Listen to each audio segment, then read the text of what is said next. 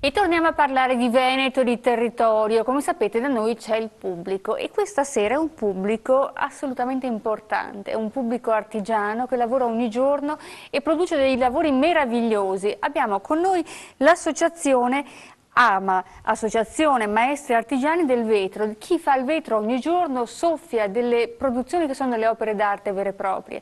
Lo fa nell'entroterra perché il vetro non si soffia solo nell'isola di Murano, anche sicuramente, ed è un'eccellenza mondiale, ma abbiamo l'AMA. Ci raccontate cosa fate come associazione e le difficoltà che in questo momento di crisi sicuramente ritrovate e le richieste eventualmente che avete per un prossimo governatore del Veneto.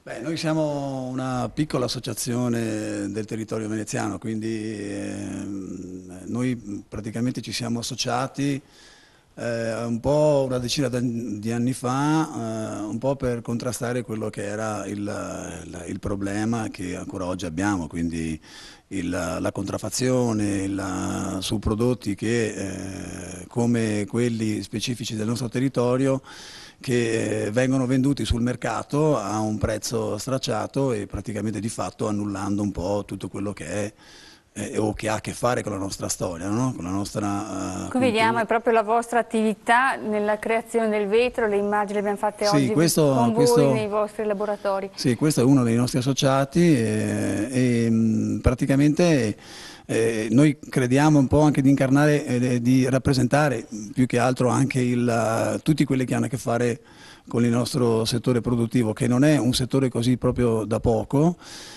Visto che nella città di Venezia diciamo che per quello che riguarda la produzione vetraria è una fetta piuttosto importante per quanto riguarda il tessuto economico, no? Che in questi ultimi anni è stata intaccata, come dicevo prima, da questi prodotti di bassa levatura, quindi di importazione, e che in qualche modo ci ha lasciati un po' da soli ad affrontare questo. Per quale motivo noi abbiamo deciso di associarci? Perché praticamente, guardi che le faccio una premessa, noi non è che siamo contro la globalizzazione, non è che non la possiamo sconfiggere certamente noi, è che soltanto crediamo di rappresentare oltre che una storia e una cultura di questo territorio, crediamo di rappresentare anche una piccola fetta di tessuto economico.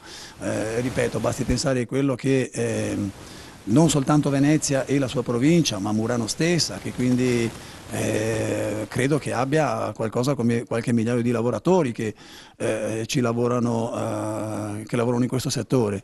Quindi quello che noi chiediamo alla politica è in qualche modo non soltanto di tutelare e salvaguardare quello che è un'arte, una vecchia arte nostra, ma anche quella di tutelare un tessuto economico che oggi è contrastato da pochissime persone, da pochissimi importatori che di fatto in qualche modo, se lei fa una passeggiata per la città, si potrà rendere conto di quale realtà commerciale è fatta la città. Il degrado che sentivo parlare prima dai signori è un degrado che non è fatto soltanto di quello che diceva prima la candidata Moretti, ma è fatto anche di attività commerciali che vendono prodotti che sono una peculiarità del nostro territorio a 1 euro, 2 euro. Noi, anche un po' per avvicinarmi ai discorsi che si facevano prima, no? Abbastanza macroeconomici, ma non che invece noi dobbiamo guardare il nostro piccolo. C'è una questione che ovviamente con la pressione fiscale che abbiamo noi non possiamo qui in Italia, e che nessuno in qualche modo è riuscito fino ad oggi ad abbassarla, noi non possiamo minimamente contrastare questi, e quando ci dicono di andare a promozionare il nostro famoso Made in Italy in giro nel mondo, piccole aziende come le nostre, piccoli artigiani o piccole e medie imprese come le nostre, vorrei che qualcuno mi venisse a spiegare con quali risorse lo andiamo a fare. Se ci viene tolta la fetta di mercato sempre maggiore, no? Allora, è chiara la richiesta, l'esigenza del territorio, sono piccole realtà che peraltro, io mi permetto di aggiungere, non delocalizzano, perché queste realtà sono legate al territorio, producono sul territorio e sono un marchio, sono un nome, sono la cultura italiana che noi possiamo esportare a livello mondiale, però chiedono attenzione, attenzione concreta. Chiedono attenzione, chiedono tutele, nel senso che giustamente loro producono un prodotto assolutamente unico, fatto dalle mani sapienti dei maestri artigiani, io vi chiamo così, che rappresentano il tessuto economico produttivo poi del Veneto, piccola e media impresa, artigiani, lavoratori autonomi. Certo c'è il tema dell'etichettatura, c'è il tema appunto del marchio, del prodotto del marchio, ma anche la tutela di quel marchio. In Europa devo dire che la nostra artigianalità non è tutelata sufficientemente e come futuro presidente della regione ho invece intenzione di andare in Europa e garantire e tutelare là i nostri prodotti e i nostri artigiani, perché tutto parte da una disciplina europea. Lo è, voglio dire, per il prosecco, per i prodotti enogastronomici e lo è anche evidentemente per i prodotti che non sono soltanto, no, di quel tipo lì. È molto importante la loro scelta di aver fatto sistema e rete, è stata una scelta però che hanno preso individualmente, cioè un gruppo di imprenditori, un settore strategico che ha deciso di mettersi insieme e unire le forze. Ecco, non deve essere lasciato questo impulso alla loro, no, intrapresa. È doveroso che da parte della regione ci sia una regia, un aiuto anche fiscale.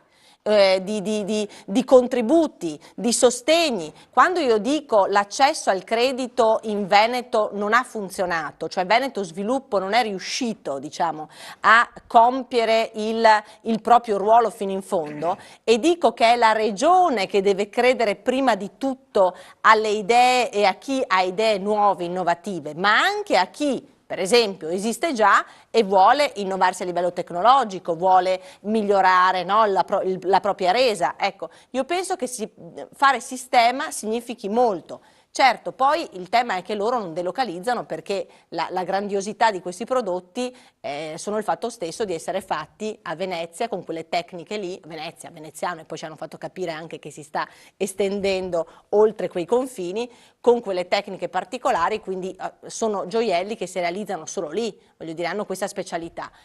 E sono d'accordo anche quando dicono che il degrado non è soltanto una questione di sicurezza, ma è una questione anche, come dire, di chi vende o acquisisce cianfrusaglie, vende cianfrusaglie e le, come dire, no, paragona invece a dei gioielli veri e propri.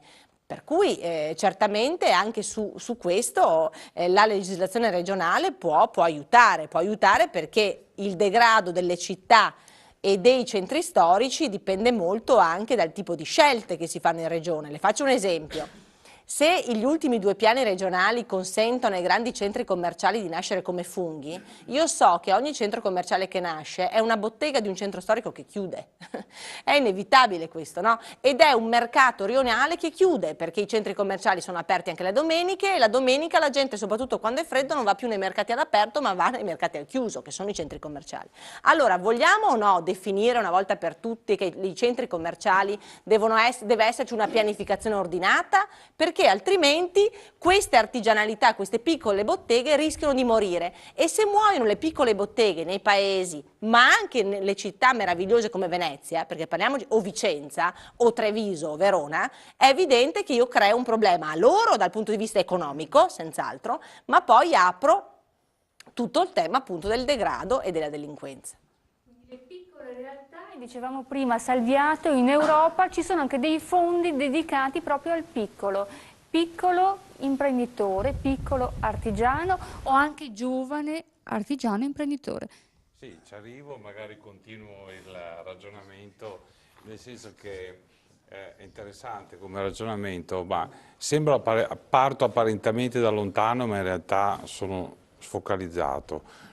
Visto che Alessandra Moretti parlava di pilastri, ecco, per realizzare queste cose, queste e molte altre cose che si possono fare tantissime cose, naturalmente, basta la volontà anche. ci sono due pilastri rispetto ai quali noi, sistema Italia, ma soprattutto anche la nostra regione, deve assolutamente, che sono da una parte l'evasione, ci sono 30 miliardi di evasione fiscale e quindi qui si può ampiamente, perché i 3 miliardi previsti sono ben poco di recupero quest'anno di evasione fiscale a livello nazionale, parliamo, quindi aggredire in maniera significativa l'evasione fiscale permette la riduzione significativa di una tassazione estremamente elevata, soprattutto per la piccola e media impresa, e qui bisogna veramente fare una questione che è soprattutto di carattere educativo, forse parto anche qui da lontano, però per sistemare le cose la bacchetta magica non ce l'ha nessuno. Serve però questo è prevenire in uno. questo senso. E l'altro è la corruzione.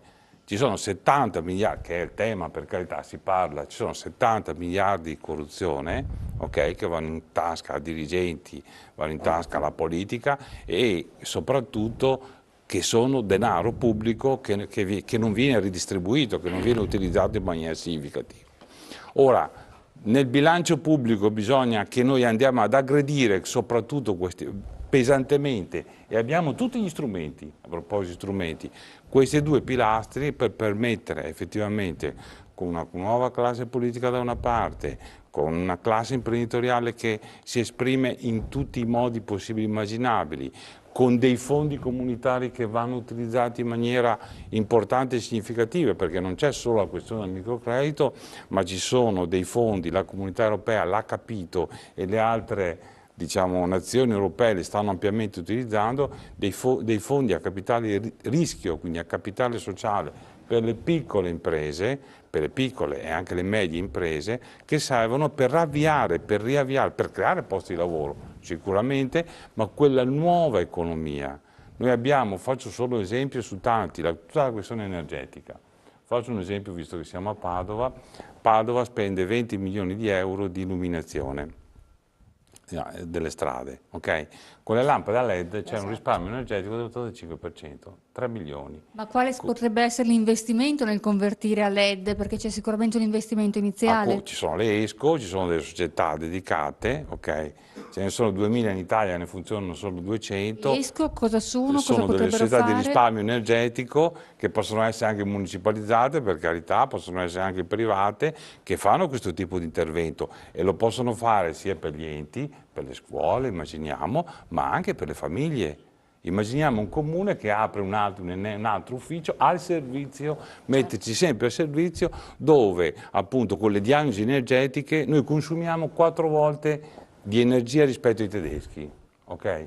Buttiamo fuori dalla finestra 2000 euro all'anno al posto di 500 euro dei tedeschi. Una famiglia media, le stai dicendo, spende 2000 euro in più all'anno rispetto ai tedeschi. Esatto, rispetto ai 500. Quindi parliamo anche di risparmio in questo caso, entro il 2018, quindi questa è una norma comunitaria, ok? Le nostre abitazioni, 20 milioni, quindi faremo ripartire tutto un sistema, magari avremo 10 anni di tempo, indubbiamente, dovranno venire riconvertite, dovranno venire ristrutturate con la diagnosi energetica. La diagnosi energetica dal 1° luglio di quest'anno diventa già una cosa operativa. Un tecnico va in una casa e fa la diagnosi energetica e dice: guardate, se volete risparmiare questo, e fa una qualificazione da questo punto di vista. Possono intervenire le ESCO, può intervenire l'investimento, ci sono tanti strumenti che possono intervenire. Allora, questo è, diciamo, il nuovo, l'innovazione. Sarebbe paradossale in questo momento che noi abbiamo un settore, quello dell'edilizia, che è bloccato perché abbiamo costruito dappertutto, e abbiamo invece le imprese austriache e tedesche che sono pronte a entrare nel mercato italiano, sul mercato della riqualificazione energetica o della riqualificazione in base alle normative comunitarie. Ecco, anche questo, diciamo... Ma perché rivolgersi ai tedeschi quando abbiamo delle eccellenze venete? Assolutamente, infatti questo voglio dire, no? Cioè, se un'amministrazione potesse già oggi anticipare, o anche la regione, dicendo ok, è dal 2018, ma cominciamo già da adesso ad anticipare, e ci sono già alcuni che per carità lo fanno, tutta una serie di iniziative, ecco, cominciamo a parlare anche di risparmio energetico. Ecco che allora una filiera, quindi una politica, una strategia, oserei dire, ecco, dal piccolo al medio al lungo termine, porterebbe fuori soprattutto questa nostra regione verso veramente una dimensione, una possibilità, un'opportunità, una creazione di occupazione che è innovativa e incredibile, perché attenzione, ricordiamoci una cosa, da questa crisi si esce solo rinnovati, ok? Le regole utilizzate dal dopoguerra ad oggi non servono più, quindi o noi inseriamo elementi di innovazione, ok? E quindi qui abbiamo il turismo responsabile, è stato parlato, l'agricoltura biologica che sta crescendo a tassi del 20%, eccetera, quindi la bioarchitettura, ecco, quindi questi sono tutti settori di innovazione, oppure l'agricoltura, come l'abbiamo detto, eccetera, eccetera, che stanno crescendo e la nostra regione ha delle potenzialità che sono incredibili.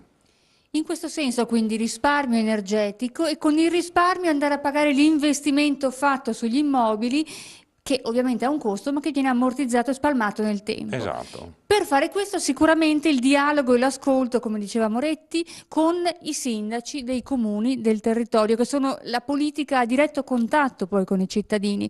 In questo senso noi ci siamo recati sempre a Venezia e abbiamo ascoltato i 3 candidati sindaco a Venezia, quali sono le richieste che farebbero in prima battuta e che tipo di dialogo andrebbero a fare con la Regione Veneto.